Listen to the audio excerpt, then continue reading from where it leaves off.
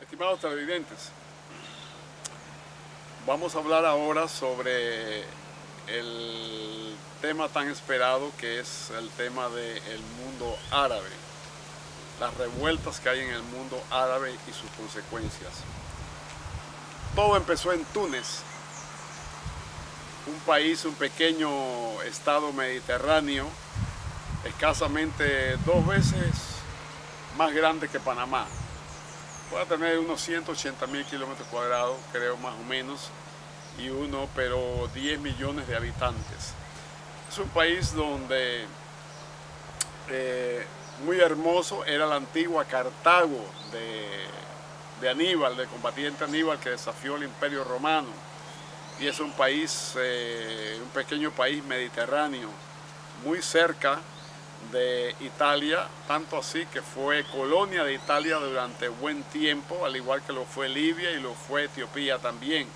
Estamos hablando de fines del siglo XIX y parte del siglo XX. Pero bueno, nuestro propósito no es hablar de la historia antigua, sino de la historia actual. Todo empezó en Túnez, un día como hoy, cuando las masas tunecinas se lanzaron a la calle a exigir sus derechos. ¿Qué derecho? El derecho a vivir. Túnez estaba entonces gobernado, hasta hace un mes atrás solamente, por un terrible dictador tunecino llamado Ali El Abidine Ben Ali. Este hombre llevaba 23 años en el poder. Él había sido ministro del Interior del fundador del Estado de Tunisia, el Estado de Túnez, llamado Habib Bourguiba. Este hombre Ben Ali, el dictador Ben Ali, traiciona a su jefe, el presidente, le propina un golpe de Estado, intrigando afuera y adentro, y se queda en el poder. Pero él no nace siendo presidente, él llega al poder porque durante muchos años, siendo ministro del Interior y antes, había estado emplanillado en la CIA, es decir, tenía una planilla en la CIA y se le pagaba una buena plata. Es más, él parte de su educación la hizo en Estados Unidos y terminó en una escuela de la CIA llamada Senior Intelligence School, que está precisamente en Virginia, etc. O sea, que la CIA, los servicios de inteligencia de los Estados Unidos y el Departamento de Estado, ya años con anticipación lo tenían ya designado para ser primer ministro y luego para ser presidente. Y eso es igual en todos los países, ¿eh? El imperio ya tiene designado de antemano quién va a ser presidente y quién no lo va a hacer.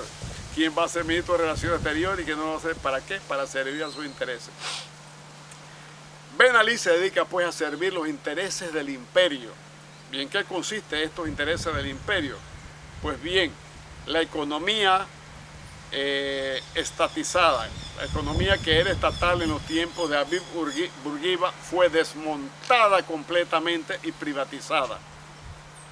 Túnez adhiere al consenso de Washington, que significa las doctrinas neoliberales o las políticas públicas económicas neoliberales, que consisten en privatización de los recursos naturales, en desregulación laboral, desregulación del precio de los alimentos, desregulación de todo. Y sobre todo consiste en la apertura económica, es decir, abrir la economía totalmente a las empresas multinacionales y transnacionales y decirle, aquí está nuestro aluminio, aquí está nuestro oro, aquí está nuestra plata, aquí está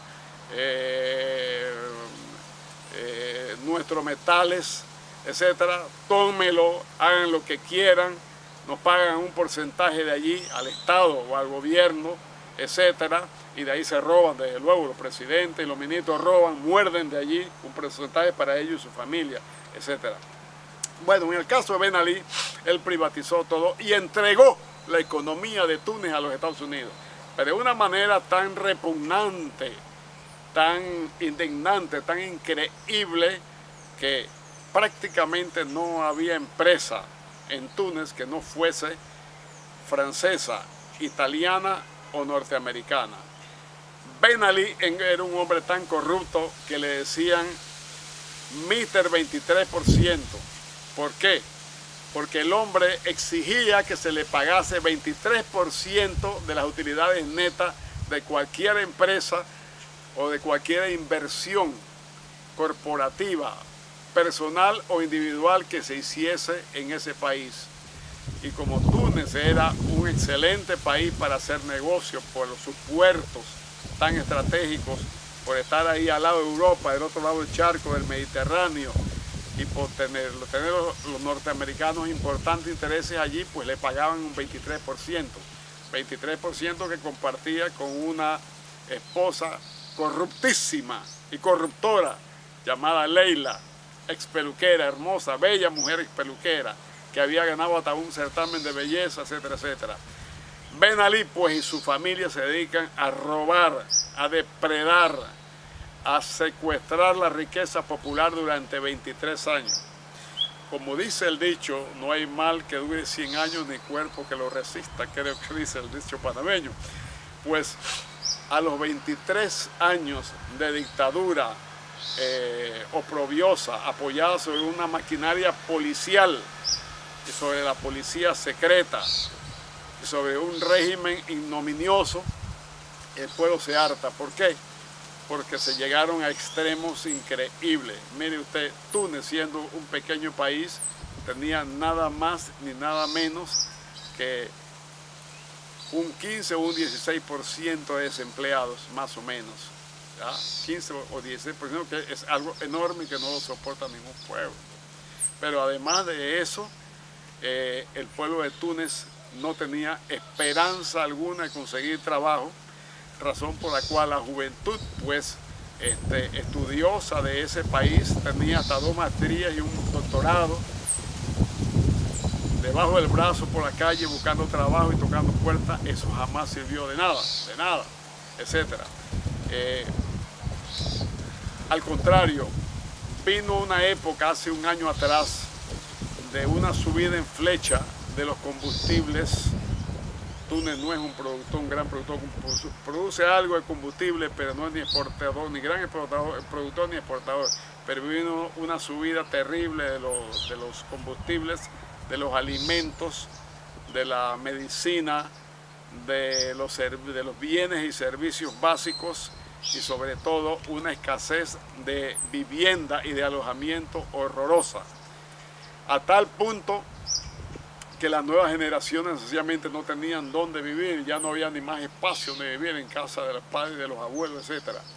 El pueblo empobreció, el país se empobreció a tal punto donde comer llegó a ser un lujo y un privilegio, llevada pues por el hambre, el desempleo y la exclusión social. El pueblo de Túnez decide levantarse y decir: hasta aquí, ya está bueno. ¿Y cómo sucede? Sucede a través de la historia es caprichosa, o los designios divinos son tales que las cosas ocurren de una manera increíble. Un muchacho que tenía un título de maestría, brillante universitario, que se llamaba Mohamed Bouazizi, frustrado porque su diploma no le servía para nada, decidió poner un pequeño kiosquito callejero de venta de legumbres, pero sin permiso, porque el costo del certificado, la certificación de permiso era muy elevada y él no tenía dinero. Llegó la policía y le tumbó una vez su kiosquito. El hombre instaló en otra calle nuevamente un kiosquito, parte en el suelo, parte en el kiosquito, etcétera, y esta vez llegaron más autoridades, le metieron una paliza, lo abofetearon, ya, y se lo llevaron a empellones. ¿Qué hizo Mohamed Bouazizi? Presa de desesperación, de angustia, de pánico, cogió un bidón, un galón de gasolina, se roció y se prendió frente a una comisaría de policía. Desde luego, no sin antes haber dejado una carta y haber pedido justicia, libertad y rebelión en Túnez y derrocar al dictador. Eso sucedió y el primer día en la calle habían 40.000 personas, al día siguiente habían 100.000, 3 días después habían 250.000 y el asunto se propagó a todas las ciudades. La cuestión llegó a tal gravedad que el dictador, sintiendo su poder amenazado, le ordena al ejército tunecino disparar contra el pueblo, igual que lo ordenó Hosni Mubarak en Egipto.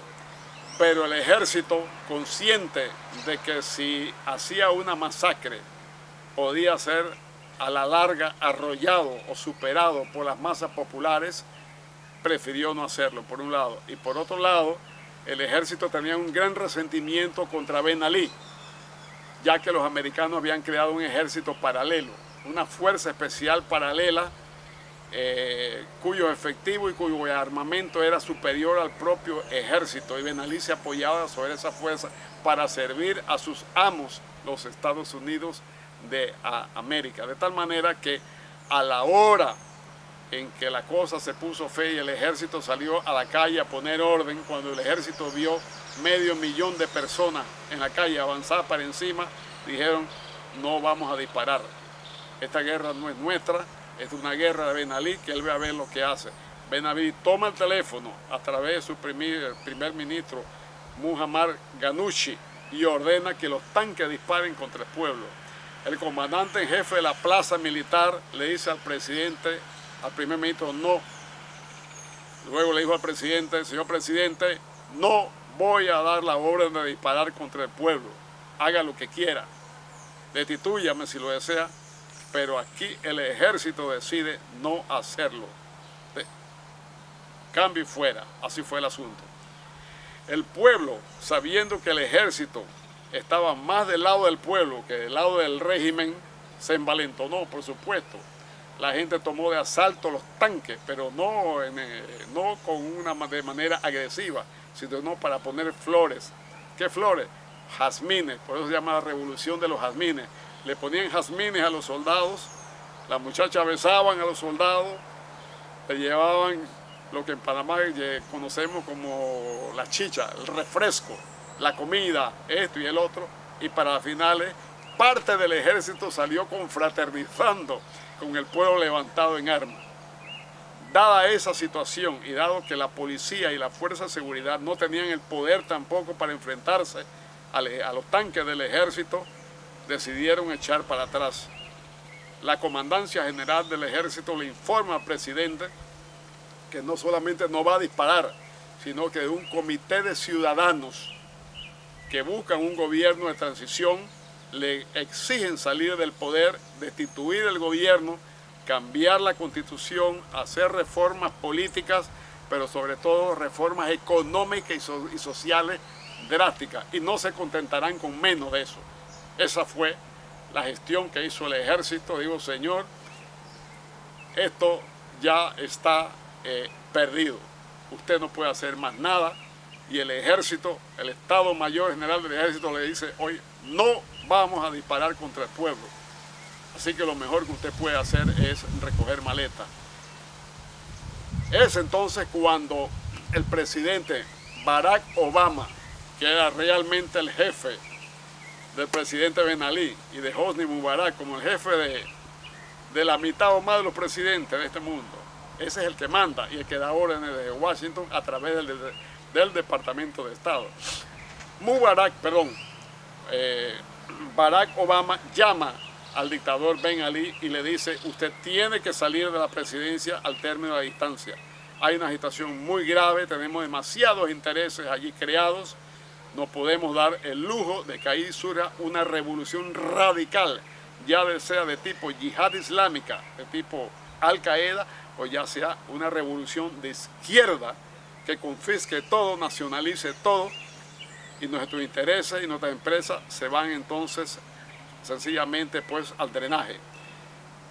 Bajo esas órdenes salió el dictador Ben Ali sin pena ni gloria, no sin antes haber atacado su mujer con un grupo de forajidos en uniforme. Atacaron el Banco Central y se llevaron 1,5 millones de lingotes en oro y se llevaron muchos millones en euros y también en dólares. Hoy día está exiliado en Arabia Saudita, que parece ser el basurero del exilio y el país adorado, amado y preferido por los Estados Unidos. No porque el rey Abdalá de la dinastía Al Saud en Arabia Saudita sea bello y hermoso o hable buen inglés, no, sino porque Estados Unidos consume nada más ni nada menos que el 17% de la energía, de la gasolina, el combustible sale de allí. Y sin Arabia Saudita se cae, se derrumba el imperio económico y financiero y se derrumba también el imperio militar. Por esa razón Ben Ali está allí. Triunfante esa revuelta popular o esa rebelión, yo diría que es una rebelión, no es propiamente una revolución. Una rebelión es un alzamiento de masas, ¿ya?, cuya fuerza arrolladora llega a tal punto que el gobierno cobra miedo y se va. Ahora viene la verdadera batalla política, que es que las exigencias del pueblo se cumplan y aquellos hombres de Ben Ali y del imperio que harán todo lo posible para que continúen las cosas igual. Es decir, una especie de democracia pero elitista sin Ben Ali, pero que perdure o perviva lo que tanto les interesa a los Estados Unidos de América, el neoliberalismo, que las políticas públicas neoliberales y las privatizaciones continúen. A los Estados Unidos, para que ustedes sepan, no les interesa tanto cuál es su ideología o cuál es su manera de pensar en última instancia, su manera, su filosofía de orden personal, política y social. Les interesa son hechos, que ustedes jamás toquen sus intereses y que sus políticas sean ejecutadas y fielmente cumplidas, o ese gobierno se atendrá a las consecuencias. Por eso ellos tienen en cada país sus hombres que ya están destinados a ser los presidentes de hoy en 5 años, y de 10 años, y dentro de 15 años, en Costa Rica, en México, en Brasil, en Panamá, en todos lados. Así es el asunto. Pues bien, ¿qué importancia tenía Túnez para los norteamericanos? Tenía que haber una importancia muy grande cuando hicieron semejante cosa y cuando el propio Obama tomó el teléfono y le dijo al dictador Ben Ali: usted se me va al término de la distancia de ese país, no puede permanecer 1 hora más en el Palacio Presidencial y cambia el gobierno. Pues bien, no hay intereses petroleros norteamericanos allí, así que no fue por petróleo ni por energía. No hay intereses tampoco de tipo económico, financiero, bursátiles, tan grandes como los que hay en Egipto, en Arabia Saudita o en las petromonarquías de la península arábiga, Arabia Saudita, Kuwait, Omán, Bahrein, Emiratos Árabes Unidos, como para tomar esas decisiones así. Entonces, ¿cuál es el verdadero interés que tiene Estados Unidos en Túnez? Ahí viene la parte geoestratégica, que es fundamental. Túnez tiene 4 grandes puertos, muy modernos, muy grandes, y que utiliza la flota americana para África, llamada el AFRICOM, exactamente Comando Naval de los Estados Unidos para África, una especie de Comando Sur como el que había aquí en Panamá, ¿verdad? Pero aplicado a África 10 veces más grande, con su propia flota, con sus propios escuadrones bombarderos, con más de 150.000 hombres especializados en la geografía humana y física de África, etc. Y resulta ser que esos puertos, el puerto de Bizerta en Túnez, el puerto de Sfax el puerto de Túnez mismo, que lleva el nombre del país, eran vitales, eran centros de amarre de las fuerzas navales del AFRICOM para toda África. ¿Por qué se creó ese comando? Porque la cosa en África se está poniendo peluda, se está poniendo difícil. Y África es el próximo Medio Oriente que viene, se lo digo desde ahora. Cuestión de tiempo. Un año más y aquello se transforma en una verdadera hoguera. Los norteamericanos tienen muchos intereses en África, de la cual hablaremos a posteriori, etcétera. Entonces es fundamental ya ese país, y posiblemente pueda quedar allí también parte del comando central del AFRICOM. Ellos tienen parte en Marruecos, en un sitio llamado Tantan, pero Túnez parecía ser mucho más seguro que bajo los tiempos de Hassan II o Abdalá o Mohamed VI en Marruecos, odiado por el pueblo. De repente sucede esto y ellos ya ven que al caer Ben Ali bajo la presión de las masas, si no intervienen los Estados Unidos políticamente, toda su estrategia geopolítica, geoestratégica y militar se le va al piso en África. Y África está muy vinculada con el Medio Oriente. Quizás sea en la próxima ocasión que nosotros podemos hablar de esto, realmente la vinculación que hay entre el África, el Medio Oriente, y a su vez qué impactación tiene esta articulación afroárabe en el resto del mundo, en América Latina y en Panamá.